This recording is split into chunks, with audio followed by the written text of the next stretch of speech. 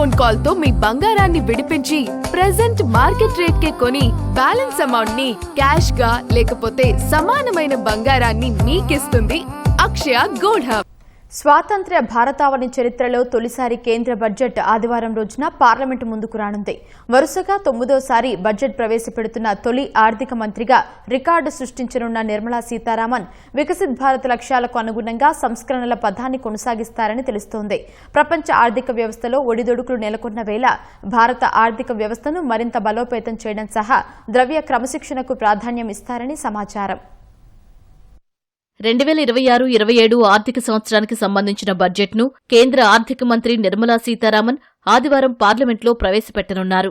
భారతదేశ చరిత్రలో తొలిసారి ఆదివారం కేంద్ర బడ్జెట్ను ప్రవేశపెడుతూ ఉండగా వరుసగా 9వ వార్షిక పద్దును ప్రవేశపెట్టనున్న తొలి ఆర్థిక మంత్రిగా నిర్మలా సీతారామన్ రికార్డు సృష్టించనున్నారు.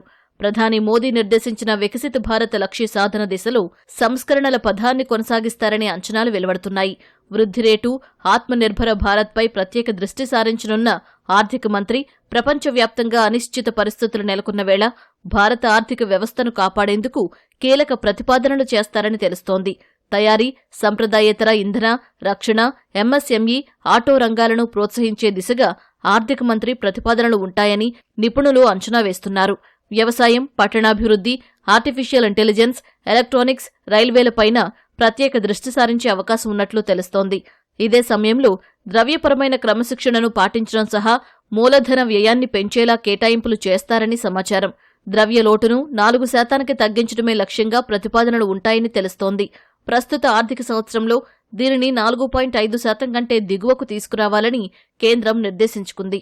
ఇదే సమయంలో మూలధన వ్యయాన్ని ప్రస్తుత ఆర్థిక సంవత్సరంతో పోలిస్తే 10-15% పెంచుతారనే అంచనాలు ఉన్నాయి.